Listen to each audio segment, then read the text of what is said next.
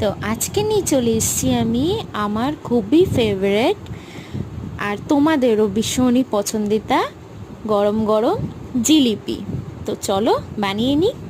ফার্স্টে আমি চাশনিটা বানাচ্ছি, তো তার জন্যে কড়াইতে চিনি, জল, এলাচ আর লবঙ্গ দিয়ে এটাকে ভালো করে ফুটিয়ে নিয়ে চাশনি বানিয়ে নিলাম। এবার একটা বাটিতে ময়দা, দই, বেকিং সোডা, নুন, জল আর একটু হলুদ দিয়ে মিক্সড করে নেব। আর ঠিক এরকম স্মুথ ব্যাটারটা করে নেব।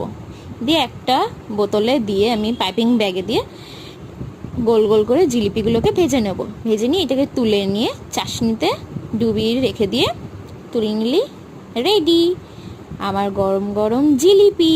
ওপর থেকে একটুখানি বাদাম দিয়ে এটাকে আমি পরিবেশন করলাম। তো কেমন লাগলো আমাকে অবশ্যই জানিও, আর আমার পেজটাকে ফলো আর সাবস্ক্রাইব করতে ভুলো না। টাটা।